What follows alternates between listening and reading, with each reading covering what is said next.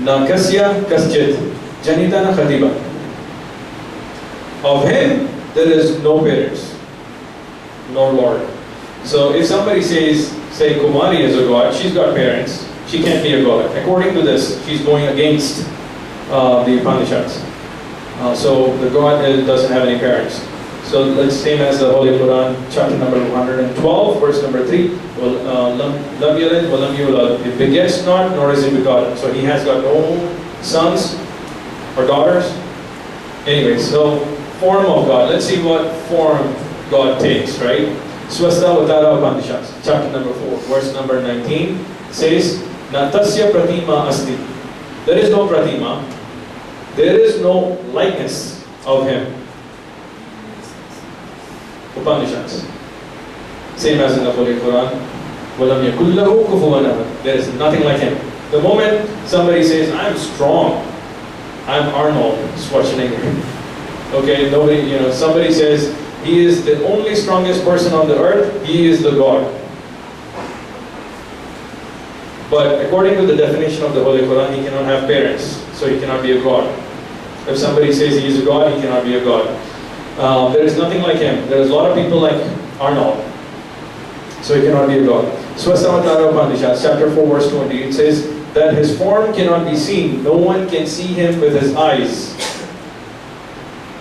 So, again, similar as the Holy Quran, chapter 6, 103, it says, no vision can grasp him, but he graspeth all vision. He is beyond comprehension, yet he is acquainted with all things.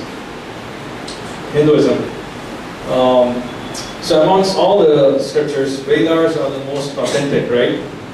So let's look at Yajurveda, chapter 32, verse 3. Again, the same thing is repeated from Upanishads, Na Tasya Pratima Asti, which is, there is no image of him. And then it continues and it says that he is unborn and he should be worshipped. Yajurveda chapter 40 verse 8, God is bodiless and pure. The moment I give him body, you're going against Yajurveda. Swastavatara Upanishads, there is no image of him. So now I can go out to a Pandit and talk to him and say, hey, you know what, I found this, what do you say about this?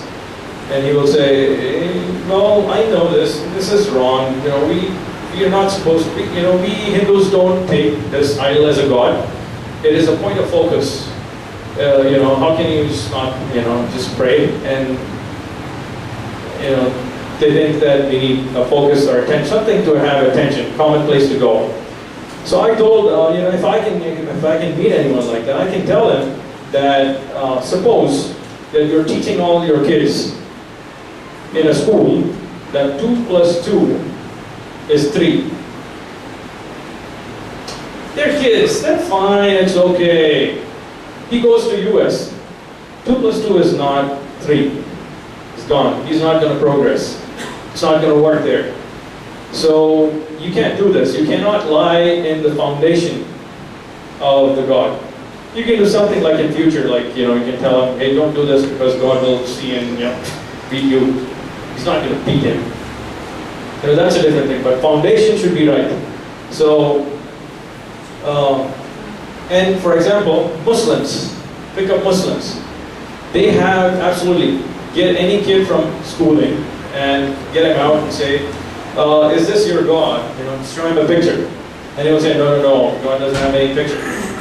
So we are doing it and to the kids, so you will be able to do it. We are an example, so, we can stop this today. But anyways, banned. Another thing that is banned from Hinduism, Yajurveda, Andashma Pravishanti Ya Asambuti Upaste, which means that they are entering in darkness those who worship Asambhuti. And Asambhuti are the natural things, like air, fire, water. So according to the Yajurveda, it says the people who are worshipping air, fire, water, they are entering into darkness, meaning they are lost. They don't have a way to go. The verse continues and says they are sinking more in darkness, those who worship Sambhuti. Sambhuti are the created things. Created things, whether it may be man-made or not. And I cannot worship a bridge, a chair. I cannot worship a horse. or any animal, because it's a created thing, according to the Yajurveda. So let's do a quick side-by-side similarity between the religions. I am going to drop the Christianity side of it because there are not a lot of Christians here.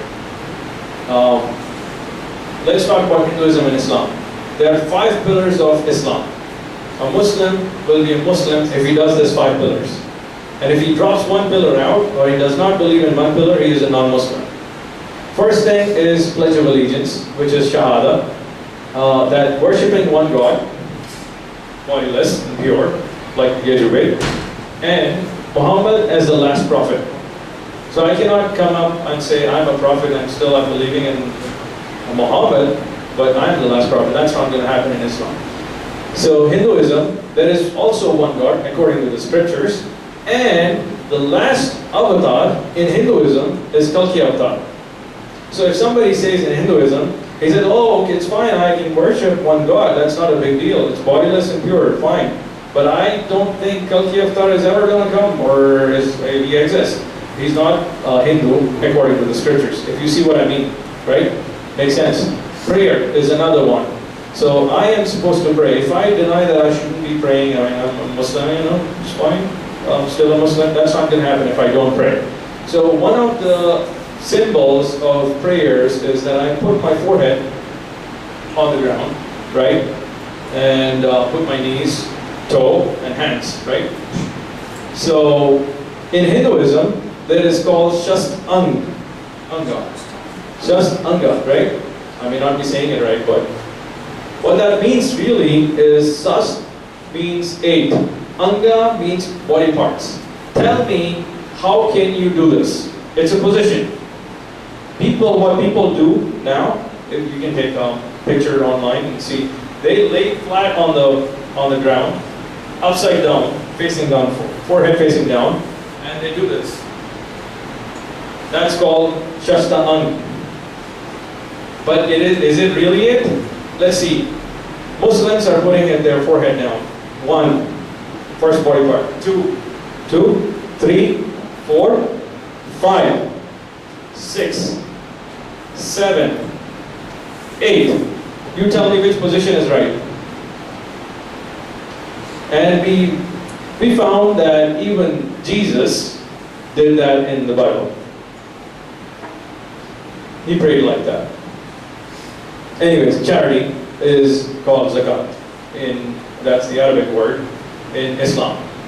Charity is giving, it's like an annual tax charged by whom? This is a tax charged by the poor on the rich. There is no governing force for Muslim making sure this happens.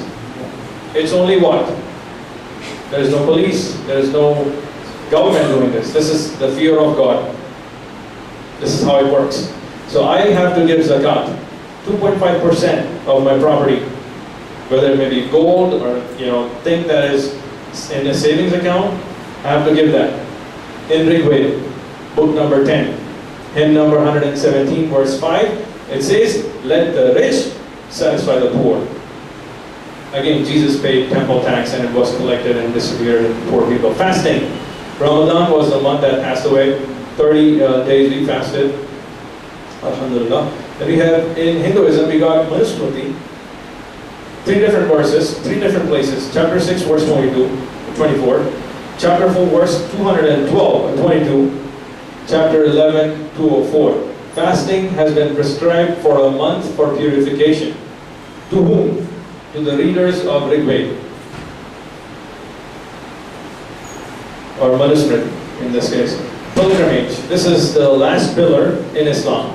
And if you can afford this travel and go on Hajj, which is what it's called, then it is obligatory on you. But if you do not have the funds, you don't have the money to do it, then it's optional. So it is mentioned in Surah 3, verse 96. It says the first house of worship appointed for mankind was at Makkah or Makkah in Saudi Arabia. Let's see what Hinduism has to say. In Rigveda, book number 3, hymn number 29, verse number 4, it says, Illa Ispat. That's a Sanskrit word. Illa Ispat, which is situated at Nava Prithvi. So you have to go to Illa Ispat and Nava Prithvi for pilgrimage, according to the Hindus. Illa means God. Illa means God. Spad means place. Pull out your dictionary. It's easy. Illa means God. Spad means place. It's the place of God. Okay? Nava means center.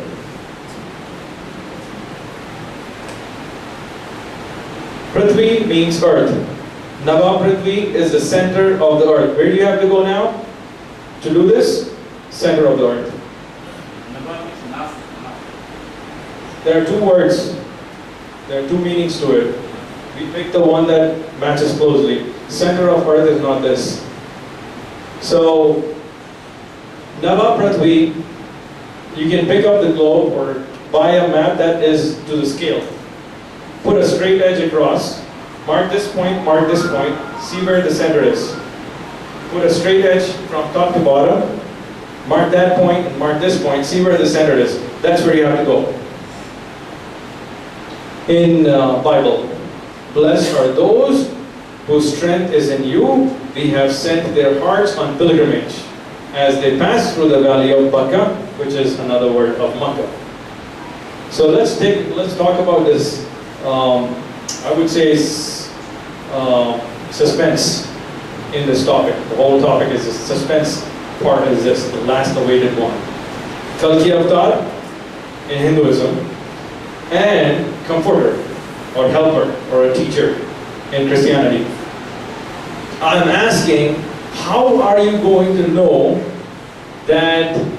who that helper is for Christians? Who that Kalki Avatar is for Hindus? How? In a dream? No way, no way. So I'm asking, what do you know about him? Other than that he's approaching in Kalki Yuga. So, Kali Yuga, sorry. So, all are supposed to follow this last avatar or prophet. And for some reason that you know, because we are around, Muslims have last prophet who is Muhammad sallallahu alaihi wasallam. Let's put this guy in test. Get him over there and let's see if he matches Kalki Avatar or not. We think that you have missed the bus. You have missed the bus. So now what to do? Go back to the prophecies. Where? Go back to the scriptures because the Pandit may not know. You can go ask a Pandit and say, who is this Kalki Avatar? Hinduism. We found that there is Brahma and Saraswati. Might have heard their names. Brahma and his wife Saraswati. And the closest match we could get is Ibrahim and wife Sarah in Islam. Manu and his flood story in Hinduism is Nuh and his flood story in Islam. Mohammed in Puranas, Mahama in Kunta Sukti, Atharva Ved, and we have Ahmad in Samaveda. Unless you read it, you're not going to know. You're going to miss it. And Muhammad and Ahmad are the two words that are given to the Prophet in the Quran. Kalki Avatar is said to be the end of times. He's going to approach in the end, the Kali Yuga. Last prophet in Islam is Muhammad. Kalki Purana is a book that you should be reading. And I have only a printout of the two chapters of Kalki Purana. I want you guys to just pass this around. You can go online these days and download translations. And if you're in doubt as to what you're downloading, try to get to a library or get access to this nice book. So, Kalki Avatar, Kalki Purana, chapter 2, verse 4, it says, born to Vishnu Yas. Wow, that's a nice Hindu name, right? Vishnu Yas. Vishnu meaning God, Yas meaning slave. Guess what? The name of Prophet Muhammad ﷺ is Abdullah. Abd meaning slave, Allah means God. Abdullah. Chapter 2, verse 4. The mother of Kalki Avatar is Sumati. Peace, calmness, that's the meaning. The mother of Muhammad is Amina in Arabic. That means peace, serenity, calmness. Kalki Avatar in verse 5 is helped by 4. Muhammad sallallahu alaihi wasallam was helped by 4 companions. Ask any Muslim, he will say Muhammad, we had, after that we got Abu Bakr, then Umar ibn Khattab, then we got Usman, and then Ali, 4 people. They helped in the mission of Muhammad sallallahu alaihi wasallam. So God will teach Kalki Avatar through his messenger Parasurama as an angel, comes and teaches Kalki Avatar where? In a cave of where? Mount Mahindra. Allah taught Prophet Muhammad sallallahu alaihi wasallam through his angel called Jibreel. In a cave known as Ghar Hira in Makkah. God will avail Kalki Avatar with very speedy horse to ride, and he will travel the world and the 7 skies, 7 heavens. Who's going there? Kalki Avatar is traveling to the 7 heavens, 7 skies. Let's find out. This is an indication of Buraq in Arabic, which is a horse that was used in an incident called Miraj, Ascension, when Prophet Muhammad ﷺ traveled to the 7 skies. And any Muslim will not deny this. It's an article of faith, we have to believe this. Muhammad ﷺ traveled through the skies. Chapter 2, verse 15, he would be born, Kalki Avatar would be born on the 12th of the month. And Muhammad ﷺ was born on the 12th of Rabiul Awwal. Then he would establish Sanatan Dharma. What is Kalki Avatar going to establish? Sanatan Dharma. And his followers will give sacrifice and charity. And Islam was called as the eternal religion, and we do sacrifice and charity. I'll skip this part, maybe the first part. And it says, okay, Samawin Ahmad would acquire religious law from his Lord. His religious law is full of wisdom. Bhavashya Purana, Pratisarga, it says, Ammalacha, which is, if you translate it, it is a foreigner. This is in Hindu scriptures. A foreigner speaking a foreign language, a spiritual teacher will appear with his companions. His name will be Mohammed. Again, I have a copy of the Bhavashya Purana. Some of it, if you can read Hindi, sometimes you can read Sanskrit too. So further references are there. I don't want to talk about it yet. It's going to take too much time. More references here. So last avatar of the Prophet, Islam was here since time began. According to Muslims, Islam was here since time began. Now let me tell you this, you have to prepare for this shock, okay? The word Christianity does not appear in the Bible. The word Hinduism does not appear in the Hindu scriptures. These are the words given or labels given by outsiders. If I go to Saudi Arabia today, meeting with Arabs, they call me Hindi, guy from Hind. So we have an area, a fine line, a mountain, perhaps a valley, Indus Valley, which is how it came up.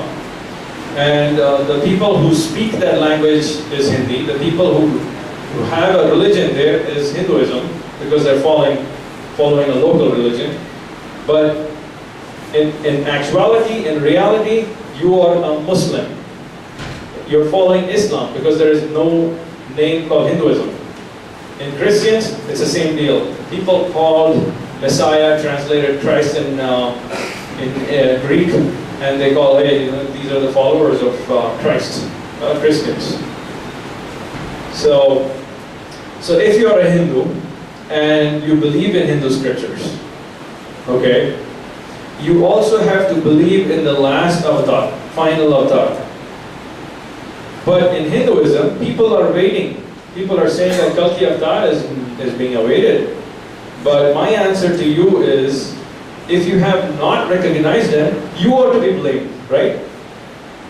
If you have not recognized them. So the truth is, the scholars are preventing.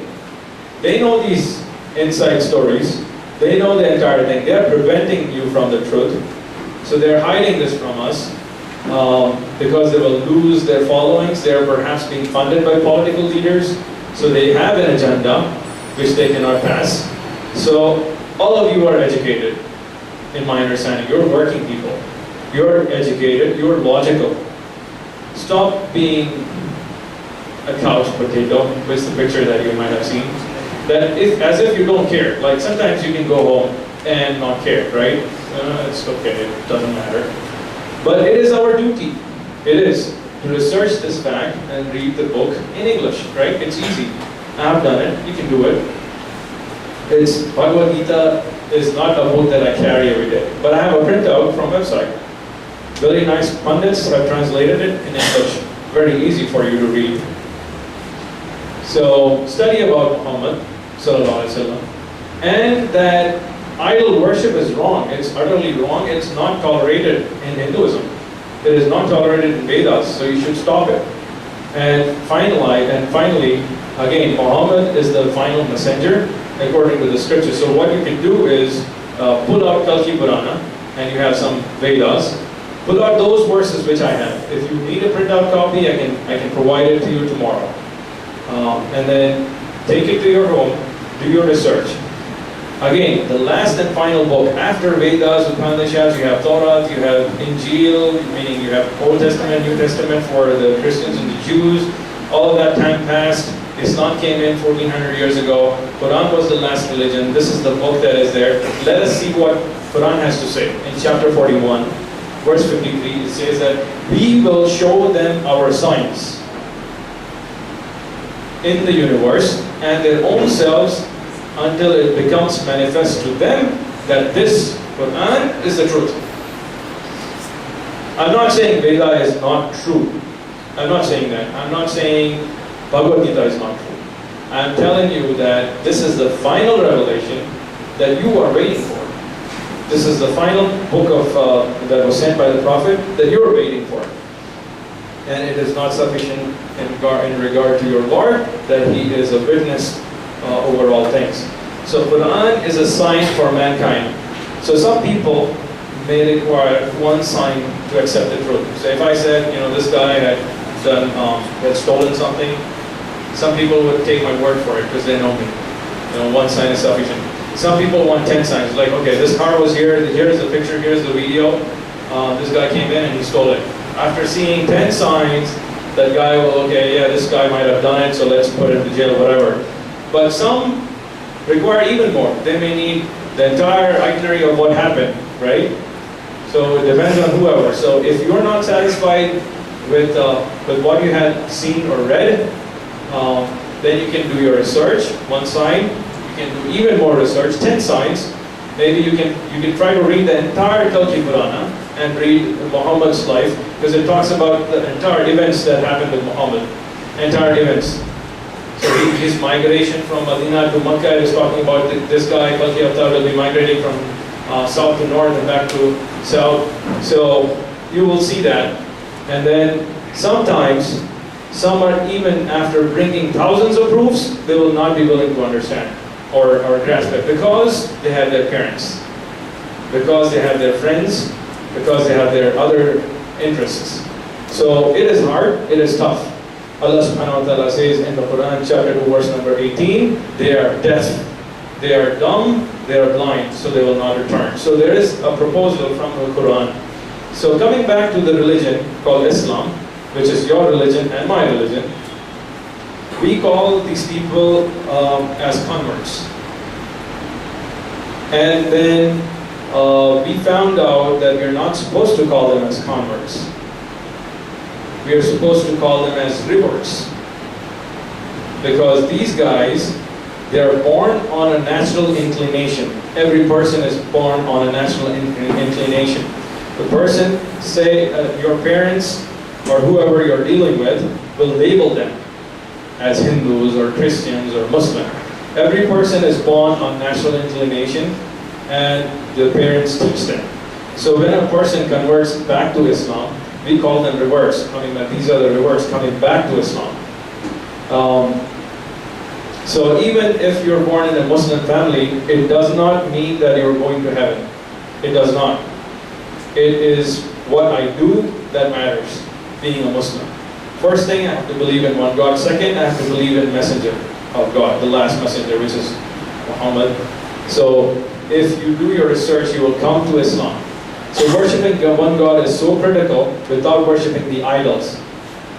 It's so critical that if you're worshipping the idols, you're going against your own verses or your own religious scriptures, and you're following a pundit or a temple.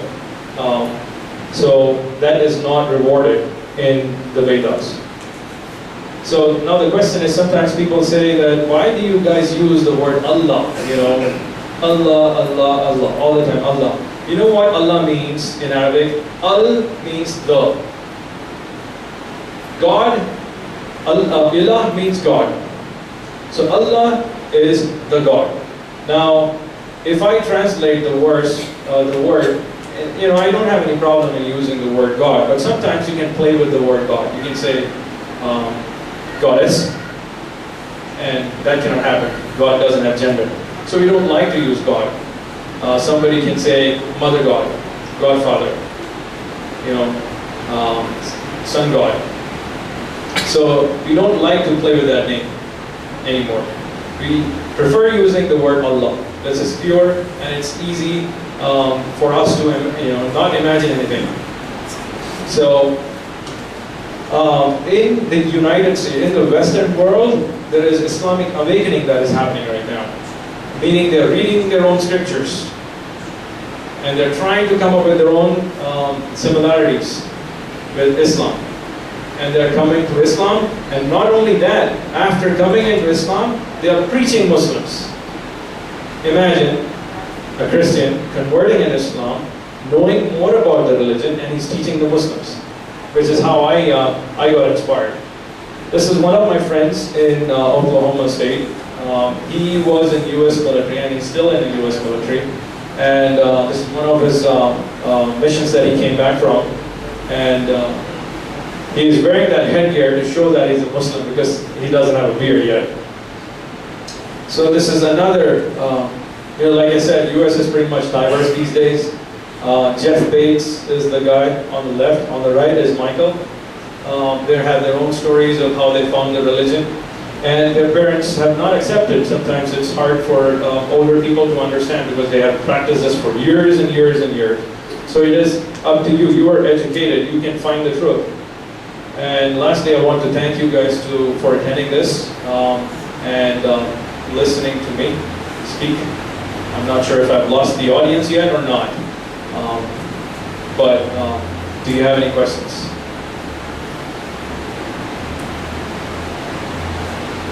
Nope. Yes. I know that women are not allowed into masjid, right? Women are not allowed in masjid. Yeah, I'm not sure with the question. Okay. But that is entirely not true. Women are allowed in the masjid, and just in India, the way this works is we are running out of space. Women are optional. They're not obligatory to come to the masjid. They can come to the masjid, but they're not obligatory to come to the masjid. It is preferred that women pray at their homes with their kids, whatever, and make sure that they're not missing it. But if they have to come to the masjid, yes, what they do is, in India we have, because this real estate is pretty expensive and we can only expand so much. There are so many men to attend this mosque here, and we run out of space. So women, because it's not obligatory, we take them out of the picture. But if you look at Tarawih in Ramadan, okay, you can go to any mosque here, especially the Jubilee Hills Masjid. I think some guys are here from Jubilee Hills Masjid, I'm not sure.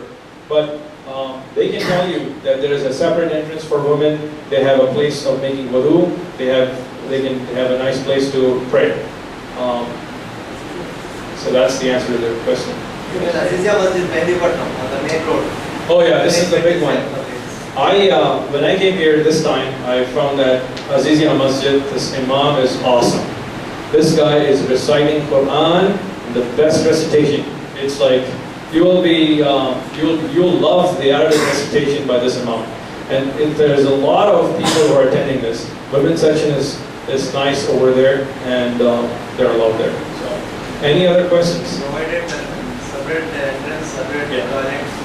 Separate restrooms, separate entrances to that. The religion is fading away, right? The entire religion concept itself is fading away. Yes. Couple of generations. Yes. But See, we really need to put so much of effort to cultivate the religions today. And educate the younger generation. Yeah. Put them back again. Well, I have to tell you this. There is a cycle that goes on. Say your parents are not so much religious, then there is a chance that you will be more religious because you want to know something about your thing. But yeah, religion may be dying, and again, it's your responsibility to convey this out. Now, it's hard. Have you heard about shaitan or Satan? There is a concept of good and bad. Okay, there is always someone who whispers in your heart. There is a two choice. I can go today out for a mosque to pray my prayer, or I can go to a movie, watch in a theater. So there are two options. Which one do I pick? Some people pick movie theaters, and some people pick mosque. So there is always a choice. I can do this today. I can live with my parents over here, cook and serve them. That's one option. Or I can just leave them in an elderly home, right? So which one is rewarded in your religion? Is the question. So you can choose to do this, but overall, right now, the people are hungry. The people are hungry. They are willing to adopt anything. There is so much filth around them. There is so much filth around them. Anything you come across, they grab. In the US, they started worshipping hippie culture. I'm not sure if you've heard this. About 30 years ago, there was drugs everywhere, and so they were like just cutting their hair off, and they have tattoos all over their body. There's a Gothic religion. So the people are hungry. They want something to go to. So if you go to the right thing, you get to the religion. I think it is your responsibility to do it, because you're going to face someone, and that is God at the end of the day.